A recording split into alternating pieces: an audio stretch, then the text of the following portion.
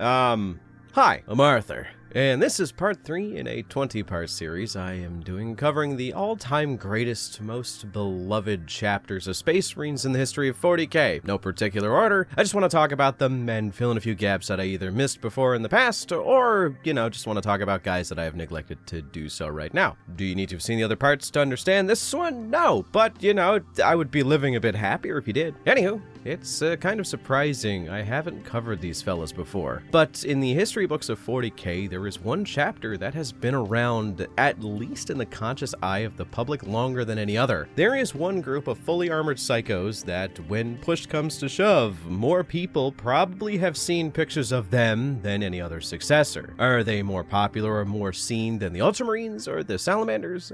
Probably not, but in terms of successors, they are the ones published on the cover of the first rulebook for Warhammer 1st Edition Rogue Trader.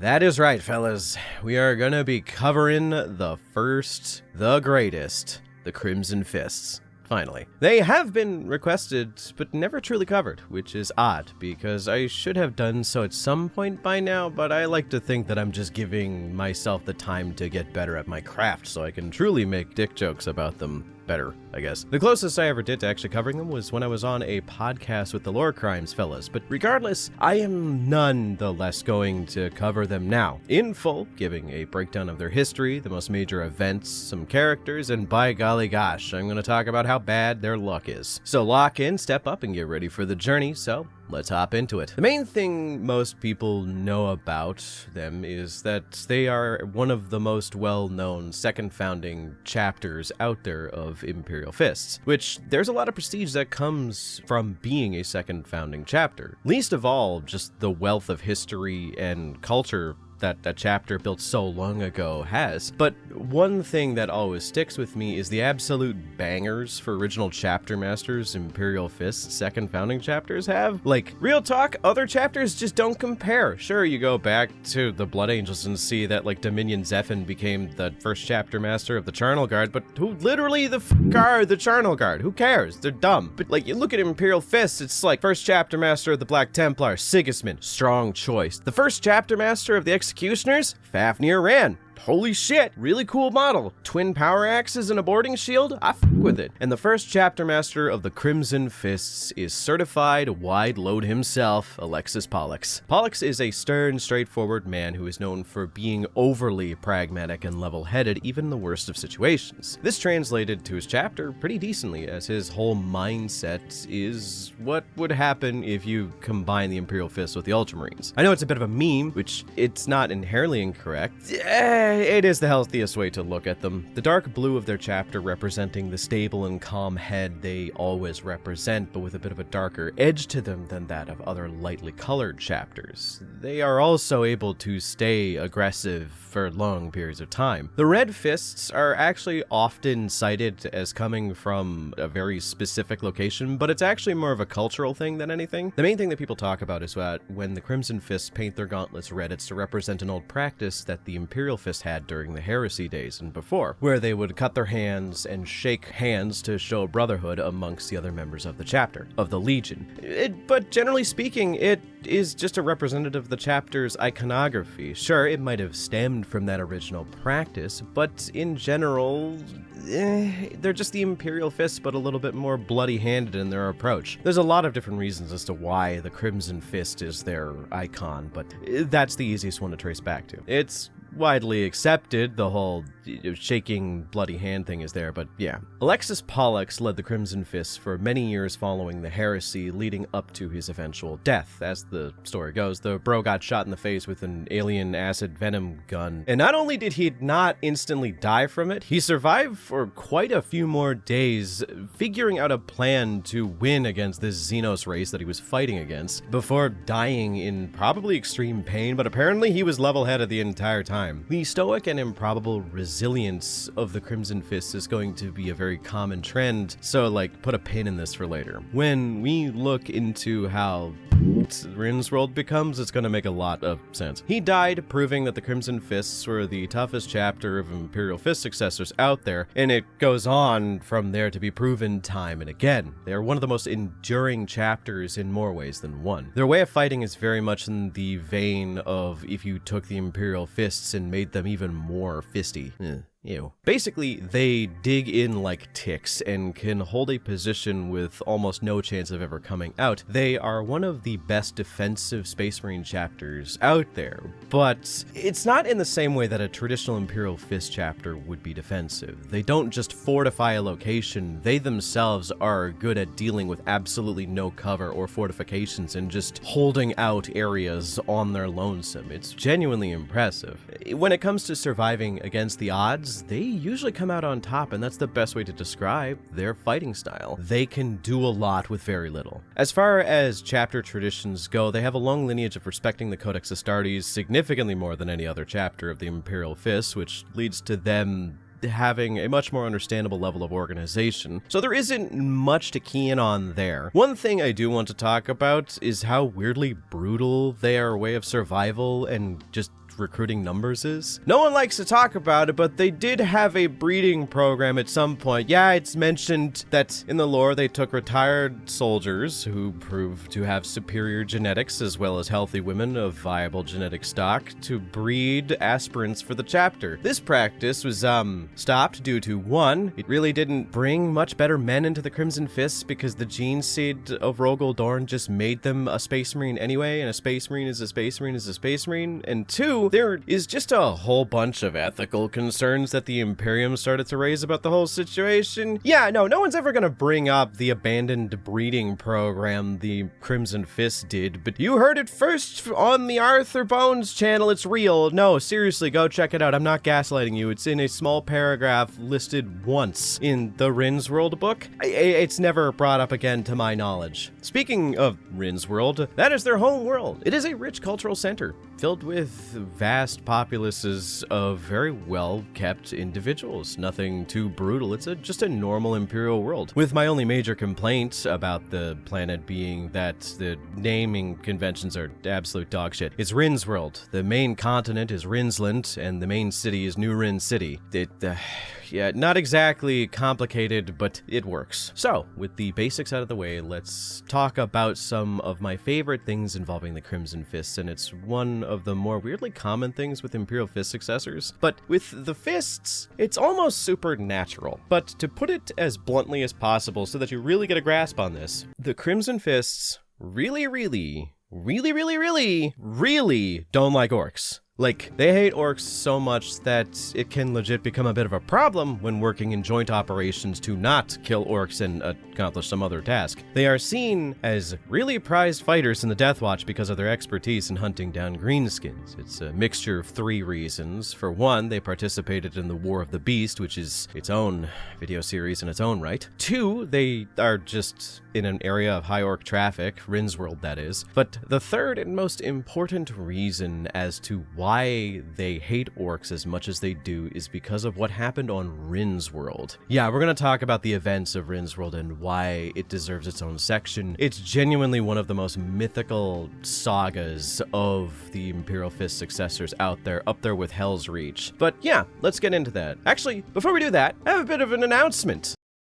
Hello everyone, it's me, ya boy Arthur, overworked and still limping from a severely sprained knee, but still kicking. Yeah, well, I guess sorta. You get it. But before you skip this isn't actually like your traditional ad or anything. This is me doing a bit of a promo for something kind of special. It's a first-time event for me, so be sure to kind of pay attention to this. As of the release of this video, I will be attending the Las Vegas Open. I'm going to be one of the guest speakers at the live lounge panel they have going on specifically Saturday, which, considering this video is going live Friday, better late than never. I mean, I'll be there. I'll be basically a part of a Q&A panel, and afterwards I'll be able to meet some of you guys and hand out some some stickers that I have kind of kicking around. You know, just standard Arthur faces. I'll answer some of your questions, and I'll finally get to meet some of you guys in person. This might seem a bit last minute, but due to everything that's been going on in my life, it actually was kind of last minute to set this all up. You know, house fire and all that. But yeah, on Saturday, the 4th of October, 2025, from 1:30 p.m. to 2:30 p.m., I will be there. Make sure to get your tickets at the LVO site. I look forward to meeting all of you and saying hi for the first time, and you all will finally get a chance to see just how on fire my beard really is. Rynn's world was unfortunate. It's one of those moments in history that kind of defines a chapter, and if you wanted to learn about the Crimson Fist, Rynn's world would likely be the best way to learn about them. The book. Yeah, the story Rynn's world is about the planet Rynn's world, and it takes place predominantly in New Rynn City on the continent of Rynnsland. Listen, GW authors are not the sharpest, so be polite. Regardless, the best way to describe this event is if every chapter of the book were described with the phrase, "and then it got worse," it wouldn't be too far off for about 70% of the book. How it goes is there was a massive orc Wa, led by a pretty radical orc. They had landed on the planet that was adjacent to Rynn's world, which, considering the Crimson Fists are located on Rynn's world, it's a little bit of a cause for alarm. So they dispatched a company of Marines to go deal with it. Under the command of a well-established captain, they had a stealth mission mounted where they were going to ambush the orcs and kill them in short order. Now, here is where the mudslide starts, because some Crimson Fist scout named Kennen, who wanted to prove himself worthy of being a Space Marine early and earn some glory by taking the head off the war boss who's leading it from a single well-placed sniper shot, lined up a pretty pristine headshot. The orc that was leading the whole Wa was in his scope. He asked for permission to shoot and was denied, as it would interfere with the plans of his brothers, who were not in position yet. Kennen, lacking brains and combat experience, assumed that the gigantic orc war boss, who was mostly naked, was completely unprotected. So, ignoring the orders of his superiors, he took the shot, fired at the war boss, and we in the business call this a bad idea, because surprise, surprise, the orc war boss had a force field that blocked the shot, alerted the orcs to Kennen's position, as well as the other Space Marines in the area, which led to, I believe, 3/4 of the force that was sent there being completely slaughtered by orcs, with only 20 to 30 members surviving. Unfortunately, the Space Marine captain, Draken, who was sent and was in command of the operation, ended up getting murdered in order to allow his men to escape. Kennen, on the other hand, yeah, he survives. You know what happens to him? They ask him, in a very rather curt manner, if he thinks his actions were justified and if he would do it again, if the time called for it. And he said yes. And because this is literally him saying in plain text, "I do not follow orders," they actually turned this man into a gun servitor for his crimes of getting most of his company killed, which, yeah, no, that makes sense. Now, this in and of itself is a big whoopsie-poopsie, causing the Crimson Fists to call all their companies back to Rynn's world, to their main fortress monastery of the Arx Tyrannus.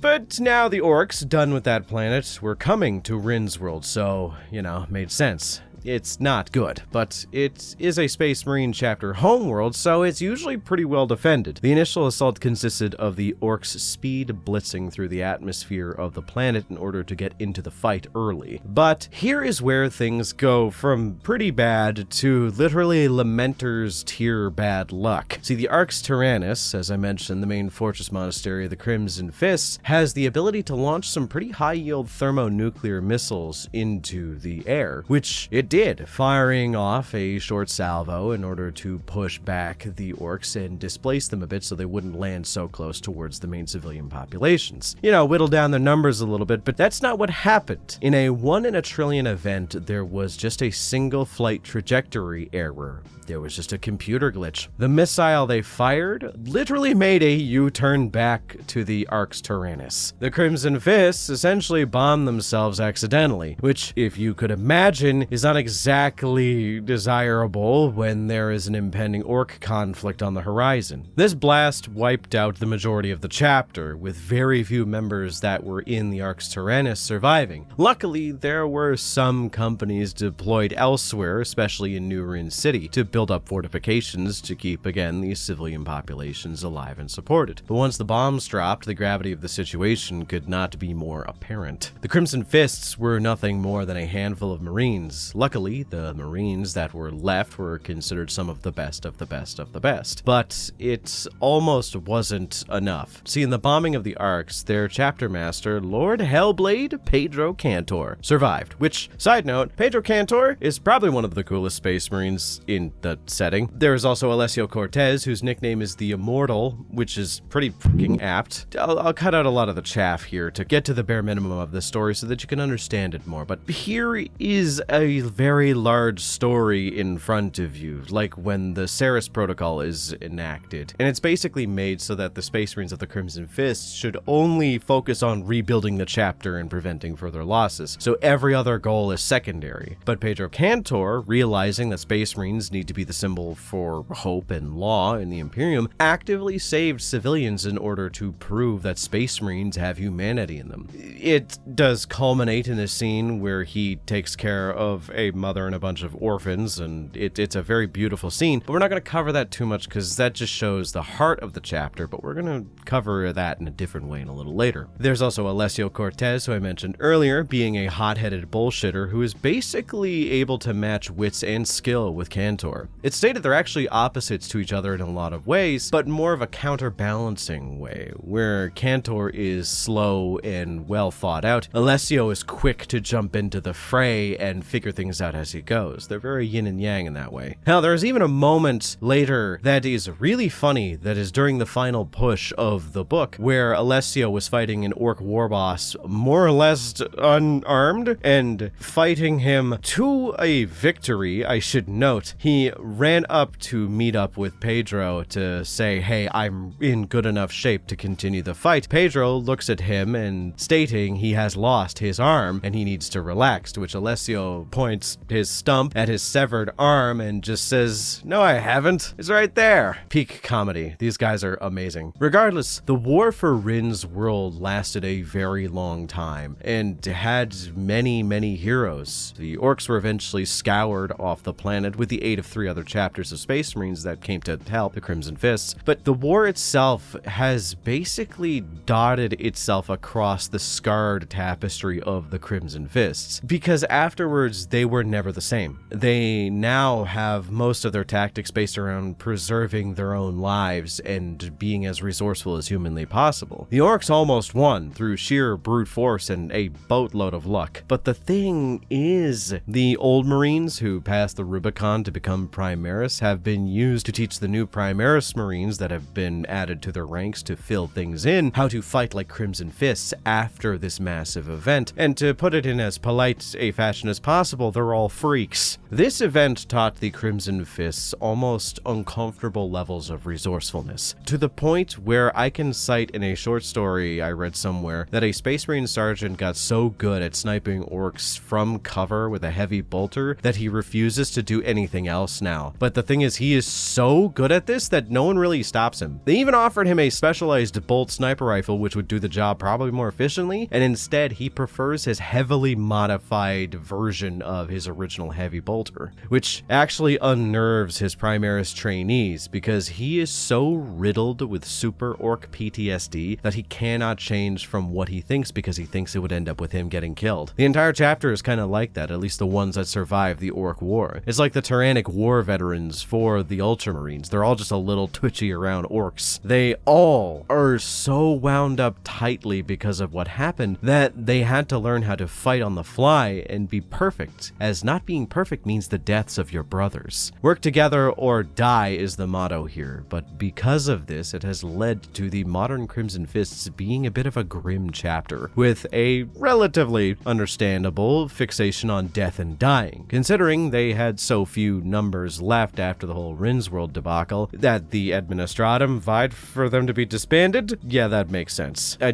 get it. But like how I mentioned, their superpower is unnatural resilience in the face of impossible odds. So the Crimson Fists endured and are still around today. But I mentioned a few characters back there, and I think I have a few more I want to bring up. Let's take a break from Rynn's world and talk about some of the bigger names in the chapter and where the whole chapter is now. It is literally impossible to talk about the Crimson Fists without talking about Pedro Cantor, the 29th chapter master of the Crimson Fists, the Lord of Hellblade Mountain, which, by the way, the fact that he's referred to as Lord Hellblade does not actually do him justice. It actually gives you the wrong impression, as Pedro is kind of a really nice guy. No joke, Pedro is constantly having issues with reconciling being a nice guy, but also being a good space marine, often coming into conflicts morally about if he should save civilians and sacrifice tactical benefits, which is one of the reasons why he is so loved. He's one of those 1 in a million space marines who has such a depth of character to him. He's also one of those chapter masters who doesn't have a not really thought out special mega weapon. Like, generally speaking, like, the title of the chapter master is usually incorporated into their super special weapon, and it usually sounds kind of stupid. Like, oh yeah, High Marshal Helbrecht, what's his weapons called? The Sword of the High Marshal. That's kind of funny. Oh, the chapter master of the Lamenters, Malakim Foros. What's he got? Oh, the Glaive of Lamentation. Cool. So when I first saw his model, I originally thought that the Power Fist that he had, that was his magical super weapon, and it was going to be called the Crimson Fist. But no, it actually is the master-crafted wrist-mounted Stormbolter on his other hand that's called Dorn's Arrow. Apparently it has a ludicrously high volume of fire, which I think is really cool. And in terms of combat effectiveness, Pedro is pretty much without equal in terms of generalism. He will be outdone by specialists in specific categories, but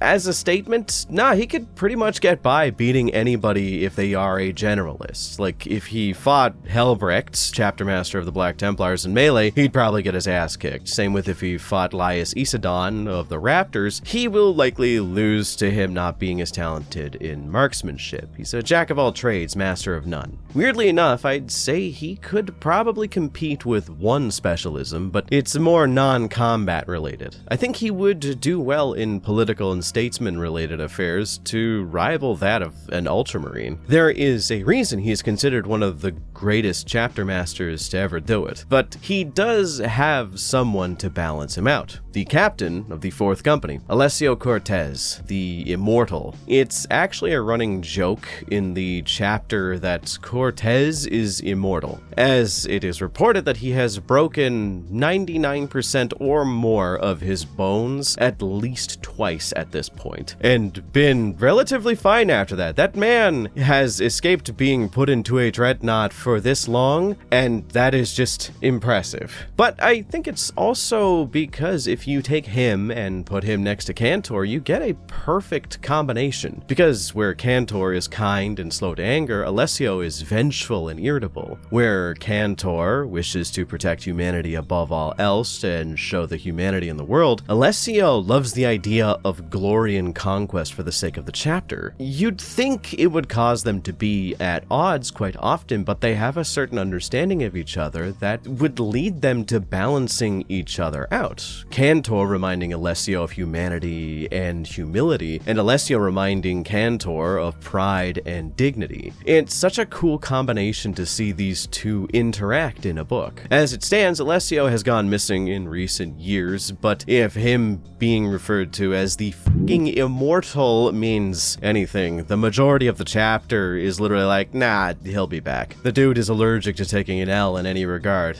Bro lost an arm to a fight with a war boss and then pulled up to the function ready to box with one hand. The last character I wanted to talk about, who was, although not really major, and I could probably talk about someone more prevalent and important to the chapter, I would be remiss to not at least mention Rynn's Might. Now, for those who don't know, Rynn's Might is not a person. It is a land raider that is the best example as to the existence of a machine spirit, because Rynn's Might, during the invasion of Rynn's world, had its entire crew killed, but for some reason it kept on fighting, firing heavy bolters and las cannon shots at every orc it possibly could, and when it ran out of ammunition, it did what any self-respecting medium mech equivalent in Battletech would do. It just started charging into bitches at full speed. When it could no longer do that due to either low fuel or a damaged track, it stopped in the middle of orc-infested territory and opened up its hatches to allow orc looters inside. Once it was filled to capacity, it detonated its engines, taking out a couple blocks worth of orcs. The most based tank in the history of 40k, I swear. It actually got salvaged by Pedro after the invasion of Rynn's world and was remade, though I don't think up to this point it has seen the levels of greenskin hate that it did in its heyday during the invasion, but who knows, there's still time. So, with the most emblematic characters of the Crimson Fists out of the way, where are they now? Thriving, which is weird. Because of the era Indomitus, they were one of the first chapters to get hit up with a torchbearer fleet, due to their long-standing history of compliance with the Imperium's goals and actually not being total f***ups. They were brought back to full chapter strength with Primaris recruits and allowed to make their firstborn Marines cross the Rubicon Primaris as they saw fit, and are not only one of the most efficient chapters in the Imperium once again, but they hit the ground running so fast, it's actually staggering. Choosing to train the new recruits by doing two things. One, massive campaigns to kill as many orcs as humanly possible, also, supplying the Death Watch with their dues. And two, going to help out with that whole Vigilus war situation with Abaddon and damn near every other faction in the history of the setting. Which, I should note, Vigilus is probably one of the most important war zones in 40k in the last couple hundred years. It has a lot to do with passing through the cicatrix maledictum, but it's going to be a topic when I discuss cartography in the 40k setting, which the channel's on the way out when you start discussing maps. But for now, we sunset the Crimson Fists. They are a chapter as old and endearing as any other, if not more. They have a striking appearance, a distinct chapter culture, but most importantly, they have a strong sense of individuality for each individual member of the chapter. It allows their Marines, for better or for worse, to have their own personalities, and allow them to, even better yet, work to accomplish their own personal goals, as long as it doesn't lead to the death of an entire company of Marines. Yeah, Kenan kind of deserved what he got. They are the textbook Space Marines. Literally, when you think Space Marines, you should be thinking Crimson Fists, not Ultramarines. They are probably one of my top 10 favorite chapters in 40k. They just have such aura to them. It's not like the Black Templars where their gimmick immediately upon seeing them. The Crimson Fists just have this subtle prowess to them that makes them feel like you can kind of pick up what they're putting down, right? But it might just be me. So, what do you all think about the Crimson Fists? Let me know in the comments, as well as remember to let me know what chapters you want to see in this All-Stars series I'm doing. You just might see them pop up. Special thanks to my channel members for supporting me, as with your help I am able to support myself, support my editors, and invest in some new projects that are going to be coming up pretty soon, actually. Thank you all for watching once again. And till next time, I hope you all have a wonderful night.